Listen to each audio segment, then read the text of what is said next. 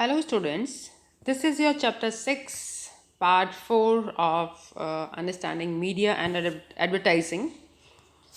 हम इसके अंदर मीडिया के डिफरेंट डिफरेंट थिंग्स मीडिया के बारे में हम पढ़ रहे हैं and you must be understanding कि किस तरह मीडिया हमारे लिए वर्क करता है और मतलब हर जगह पे आपने देखा है कि मीडिया जो है मीडिया के थ्रू हम लोग कैसे एक दूसरे से कम्युनिकेट कर सकते हैं. So media is really playing a very important role in our life.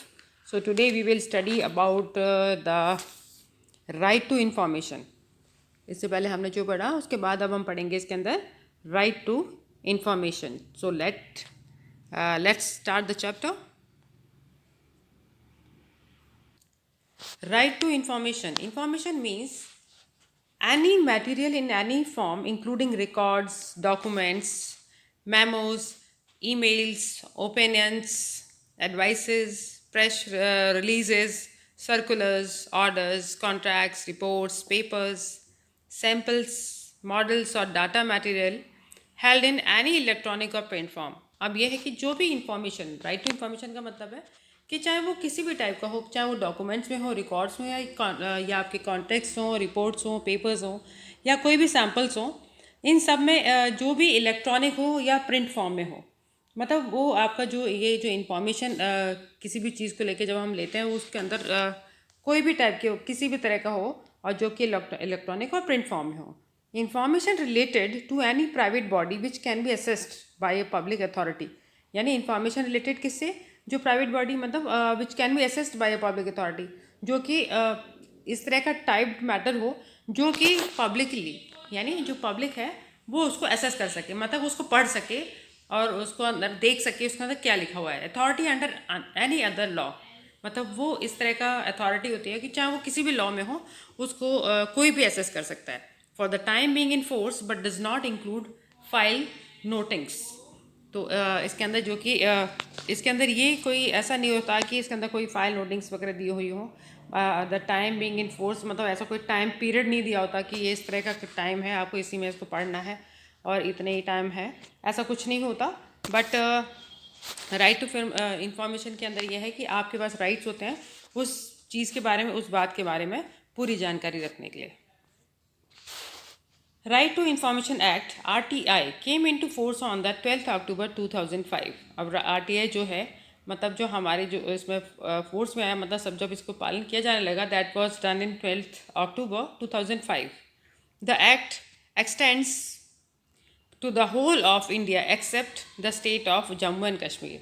तो ये जो एक्ट है वो हर जगह पे एक्सटेंड हुआ था, बट कौन सी जगह छोड़ दिया था? That was Jammu and Kashmir. उसके अंदर नहीं हुआ था, उसके अलावा सारे पूरे इंडिया के अंदर ये एक्ट लागू हो गया था. Right to information includes the right to inspect work, documents, records.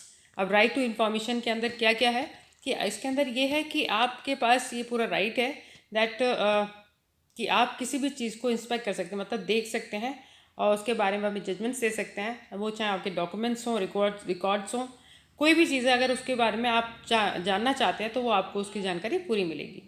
Take notes, extract of certified copies of documents और रिकॉर्ड्स. और आप कोई भी सर्टिफाइड कॉपीज़ या डॉक्यूमेंट्स है उसके आप नोट्स मतलब उसको एक कॉपी लेके आप अपने पास रख सकते हो.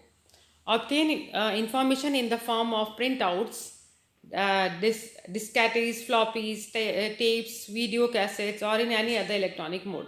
अब वो चाहे किसी भी टाइप के फॉर्म में हो, वो आप इस चीज़ को या उसकी एक कॉपी आप हमेशा अपने पास रख सकते हो. Through the RTI Act, the citizen of India got the legal right to know or to get informed by the government. अब जिससे कि जो RTI Act है इसमें क्या है, जो आम सिटीज़न है मतलब जो सिटीज़न ऑफ इंडिया है हमारे इंडिया के, इनके पास एक लीगली राइट होता है, इनके पास कानूनी एक अधिकार है टू नो और टू गेट इन्फॉर्म्ड, मतलब कोई भी चीज़ के बारे में जानकारी लेने के लिए या उनको इन्फॉर्म करने के लिए बाय द गवर्नमेंट, जो कि सरकार के द्वारा, मतलब वो उनको इन्फॉर्म भी करेगा, हर चीज़ के बारे में बताएगा भी, ये उनका अपना राइट है. Government bodies have also to be more transparent and accountable in their function. इसलिए गवर्नमेंट बॉडीज़ यानी जो सरकारी जो दस्तावेज होते हैं या सरकार जो होते हैं उनको सब कुछ ट्रांसपेरेंसी रखनी होती है, अपनी जनता से कुछ छुपाना नहीं होता है. और कोई भी फंक्शन कुछ भी अगर हो रहा है उसके बारे में सारी डिटेल्स जनता को या आम इंसान को या आम जनता को देनी होती है।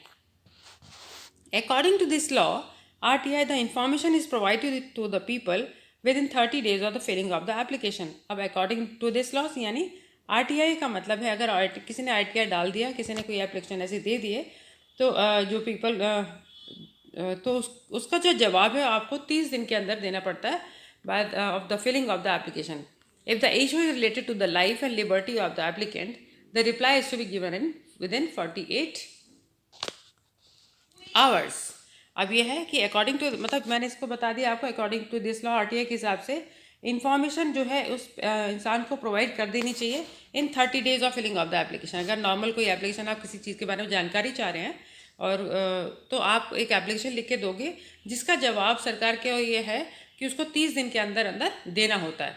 If the issue is related to the life, और अगर ऐसा कोई इशू है जो कि किसी की ज़िंदगी पे अंदर असर कर सकता है या उसके आज़ादी पे कोई दिक्कत कर सकता है, कुछ ऐसी कोई प्रॉब्लम आ सकने वाली है, तो उसके लिए जो सरकार है वो इस चीज़ के लिए बंधी हुई है कि दैट उनको जो है रिप्लाई 48 आवर्स के अंदर देना होता है।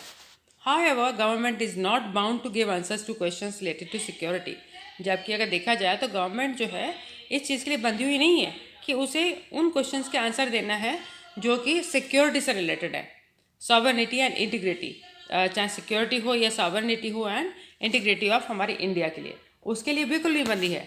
साइंटिफिक और इकोनॉमिक इंटरेस्ट और any such information that not need to be informed, तो साइंटिफिक और इकोनॉमिक इंटरेस्ट और इस तरह की कोई अगर कोई इन्फॉर्मेशन है या such type of that not need to be informed are not covered in the RTI act, और जो कि आपको मतलब उसके अंदर सरकार हमें वो चीज़ नहीं बताएगी कि क्या उनका इंटरेस्ट है, किस तरह से। मान लीजिए कोई सरकार है, कोई पैसा कमा रही है, कहीं से लेके आ रही है, तो जब कहाँ से आ रहा है तो इसके लिए वो इस चीज़ के लिए बाउंड नहीं है कि आपको उस चीज़ का रिप्लाई करेगी। बस ये कि उसका राइट क्या है कि मतलब वो किस तरह से कोई अगर आदेश दिया गया कुछ है तो उसके बारे में अगर आप जानकारी लेना चाहते हैं तो वो आपको प्रॉपर मिलेगी। बट ये नहीं है कि वो आया कहाँ से, उसके लिए पैसा कहाँ से खर्च हो रहा है या किस तरह से कौन से साइंटिस्ट ने बनाया क्या है, मतलब ये किस साइंस में मतलब कौन सी चीज़ यूज़ की जा रही है तो वो बताई जाएगी। बस ये सब नहीं बताया जाता है, बट जो उसके लिए ज़रूरी चीज़ें हैं वो सारी इंफॉर्मेशन आपको मिलेगी। So this was the RTI. तो this was the chapter which one tells you about the right to information, यानी कि आपको पास राइट है किसी भी इंफॉर्मेशन को लेने का। और इसके अंदर हम लोग इसके अंदर ये है कि आप कोई भी चीज़ का अगर मान लीजिए आपको कोई चीज़ है आपके पास जो आपने ख़रीदी है और तो आपका या कोई ऐसा कानून है आपको लगता है कि इस तरह की जो कानून है उसके लिए हमें जानकारी होनी चाहिए, तो वो उसके लिए आपके पास ये राइट है कि आप एक एप्लीकेशन लिख सकते हैं सरकार को, और आप सरकार का जो ये हक है मतलब काम बनता है कि वो आपका कुछ वो जो टाइम पीरियड होता है उसके अंदर अंदर आपको वो रिप्लाई करे।